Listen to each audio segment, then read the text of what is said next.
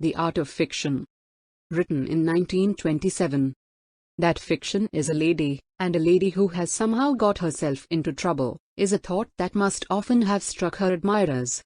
Many gallant gentlemen have ridden to her rescue, chief among them Sir Walter Raleigh and Mr. Percy Lubbock. But both were a little ceremonious in their approach. Both, one felt, had a great deal of knowledge of her, but not much intimacy with her. Now comes Mr. Forster, who wrote aspects of the novel and who disclaims knowledge but cannot deny that he knows the lady well. If he lacks something of the other's authority, he enjoys the privileges which are allowed the lover. He knocks at the bedroom door and is admitted when the lady is in slippers and dressing gown. Drawing up their chairs to the fire, they talk easily, wittily, subtly, like old friends who have no illusions, although in fact the bedroom is a lecture room and the place the highly austere city of Cambridge. This informal attitude on Mr. Forster's part is of course deliberate. He is not a scholar, he refuses to be a pseudo-scholar. There remains a point of view which the lecturer can adopt usefully, if modestly. He can, as Mr. Forster puts it, visualize the English novelists not as floating down that stream which bears all its sons away unless they are careful, but as seated together in a room, a circular room, a sort of British Museum reading room, all writing their novels simultaneously. So simultaneous are they, indeed, that they persist in writing out of their turn. Richardson insists that he is contemporary with Henry James. Wells will write a passage which might be written by Dickens. Being a novelist himself, Mr. Forster is not annoyed at this discovery. He knows from experience what a muddled and illogical machine the brain of a writer is. He knows how little they think about methods, how completely they forget their grandfathers, how absorbed they tend to become in some vision of their own. Thus, though the scholars have all his respect, his sympathies are with the untidy and harassed people who are scribbling away at their books, and looking down on them, not from any great height, but, as he says, over their shoulders. He makes out, as he passes, that certain shapes and ideas tend to recur in their minds whatever their period. Since storytelling began, stories have always been made of much the same elements, and these, which he calls the story, people, plot, fantasy, prophecy, pattern, and rhythm, he now proceeds to examine. Many are the judgments that we would willingly argue, many are the points over which we would willingly linger, as Mr. Forster passes lightly on his way. That Scott is a storyteller and nothing more, that a story is the lowest of literary organisms, that the novelist's unnatural preoccupation with love is largely a reflection of his own state of mind while he composes. Every page has a hint or a suggestion which makes us stop to think or wish to contradict. Never raising his voice above the speaking level, Mr. Forster has the art of saying things which sink airily enough into the mind to stay there and unfurl like those Japanese flowers which open up in the depths of the water. But greatly though these sayings intrigue us, we want to call a halt at some definite stopping place, we want to make Mr. Forster stand and deliver. For possibly, if fiction is, as we suggest, in difficulties, it may be because nobody grasps her firmly and defines her severely. She has had no rules drawn up for her, very little thinking done on her behalf. And though rules may be wrong and must be broken, they have this advantage: they confer dignity and order upon their subject, they admit her to a place in civilized society, they prove that she is worthy of consideration. But this part of his duty, if it is his duty, Mr. Forster expressly disowns. He is not going to theorize about fiction except incidentally. He doubts even whether she is to be approached by a critic, and if so, with what critical equipment. All we can do is to edge him into a position which is definite enough for us to see where he stands. And perhaps the best way to do this is to quote, much summarized, his estimates of three great figures, Meredith, Hardy, and Henry James. Meredith is an exploded philosopher. His vision of nature is fluffy and lush. When he gets serious and noble he becomes a bully. And his novels, most of the social values are faked. The tailors are not tailors, the cricket marchers are not cricket. Hardy is a far greater writer. But he is not so successful as a novelist because his characters are required to contribute too much to the plot. Except in their rustic humors their vitality has been impoverished, they have gone thin and dry. He has emphasized causality more strongly than his medium permits. Henry James pursued the narrow path of aesthetic duty and was successful. But at what a sacrifice! Most of human life has to disappear before he can do as a novel-maimed creatures can alone breathe in his novels. His characters are few in number and constructed on stingy lines. Now if we look at these judgments, and place beside them certain admissions and omissions, we shall see that if we cannot pin Mr. Forster to a creed we can commit him to a point of view. There is something, we hesitate to be more precise, which he calls life. It is to this that he brings the books of Meredith, Hardy, or James for comparison. Always their failure is some failure in relation to life. It is the humane as opposed to the aesthetic view of fiction.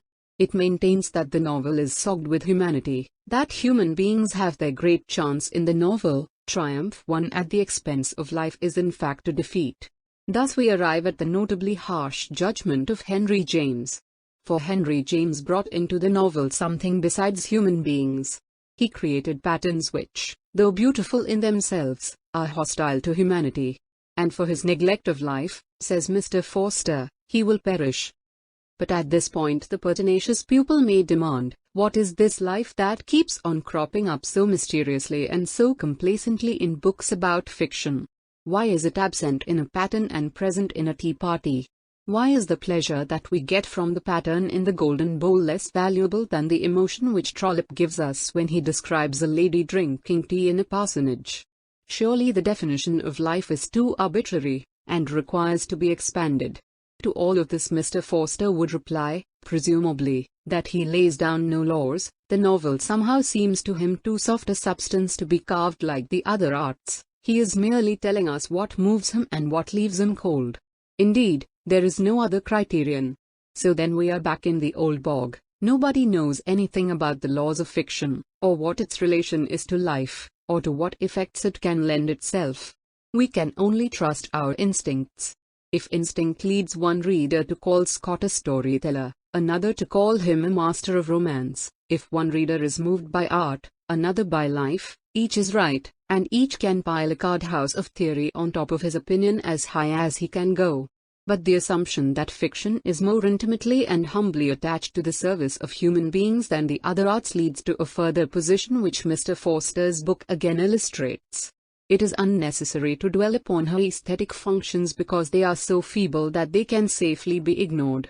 Thus, though it is impossible to imagine a book on painting in which not a word should be said about the medium in which a painter works, a wise and brilliant book, like Mr. Forster's, can be written about fiction without saying more than a sentence or two about the medium in which a novelist works.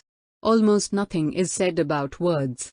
One might suppose, unless one had read them, that a sentence means the same thing and is used for the same purposes by Sterne and by Wells.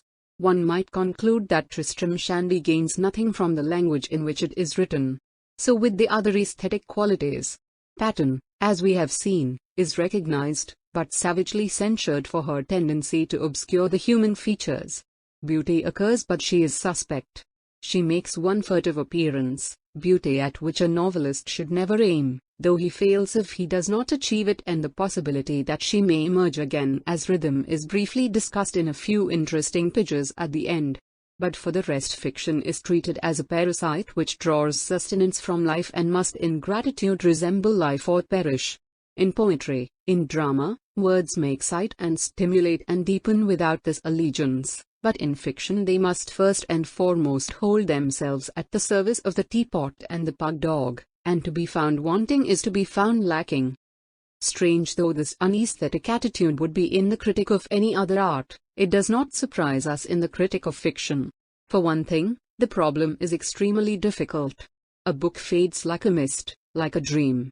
How are we to take a stick and point to that tone, that relation, in the vanishing pages, as Mr. Roger Fry points with his wand at a line or a color in the picture displayed before him? Moreover, a novel in particular has roused 1,000 ordinary human feelings in its progress. To drag in art in such a connection seems priggish and cold-hearted. It may well compromise the critic as a man of feeling and domestic ties. And so while the painter, the musician, and the poet come in for their share of criticism, the novelist goes unscathed. His character will be discussed, his morality, it may be his genealogy, will be examined, but his writing will go scot-free. There is not a critic alive now who will say that a novel is a work of art and that as such he will judge it. And perhaps, as Mr. Forster insinuates, the critics are right. In England at any rate, the novel is not a work of art. There are none to be stood beside War and Peace, the Brothers Karamazov, or A la Cherche du Temps Perdu. But while we accept the fact, we cannot suppress one last conjecture. In France and Russia they take fiction seriously. Flaubert spends a month seeking a phrase to describe a cabbage. Tolstoy writes War and Peace 7 times over. Something of their preeminence may be due to the pains they take, something to the severity with which they are judged. If the English critic were less domestic, less assiduous to protect the rights of what it pleases him to call life, the novelist might be holder too. He might cut adrift from the eternal tea table and the plausible and preposterous formulas which are supposed to represent the whole of our human adventure. But then the story might wobble, the plot might crumble, ruin might seize upon the characters. The novel, in short, might become a work of art. Such are the dreams that Mr. Forster leads us to cherish. For his is a book to encourage dreaming. None more suggestive has been written about the poor lady whom, with perhaps mistaken chivalry, we still persist in calling the art of fiction. End of the essay. Thank you.